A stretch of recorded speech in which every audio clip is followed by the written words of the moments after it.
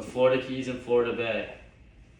They're in the south region of Florida, and they're an archipelago of islands south of the Everglades, and this is the Florida Keys and Florida Bay. The Florida Keys and Florida Bay are a unique archipelago, which means it's a lot of islands.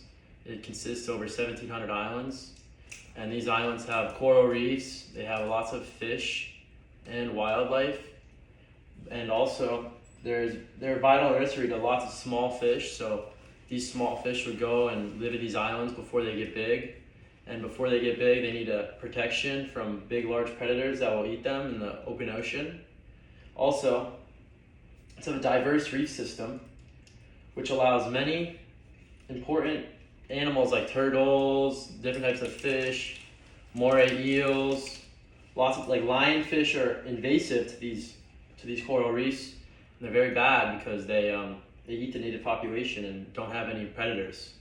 So it's really important that we get rid of the lionfish and save the coral reefs that way. It's just an imbalance in the ecosystem, and there's nothing eats them. No sharks, no turtles, nothing like that will eat a lionfish. So it's very important that we kill them as fast as we can. Also, it's very historical, the Florida Keys. There was once a railroad down the Florida Keys, so it was a very popular location for a long time. Historically, it's very important. There's a lot going on. It's really a unique place, and there's lots of tourism, which is economic. So there'll be billions in dollars a year, about $2.7 billion a year in the Florida Keys, which is a lot of money. It'll be things like people going snorkeling or people going fishing on a charter. So all these things are from people from all over the United States just going and exploring the Florida Keys and what it has to offer. There's also lots of bars and nice restaurants in the Keys, which people like to also attend. There are cruise ships that go to the Florida Keys, which allow for people to come in from all different parts of the world. It's a big port at Key West, the final key. And Islamorada is the most popular key, which is just south of Key Largo. And but the problems that it's facing, there's climate change, which is the water is getting hot, so the coral gets bleached and it can't survive in these super hot temperatures. It needs the cold water for there to be a dense amount of oxygen in the water, which allows the fish to be healthy and have more energy, just like humans. If we don't have enough oxygen, we won't be able to survive. There's also pollution. So people dumping their waste, their sewage in the water is not allowing for things to thrive and exist in this ecosystem.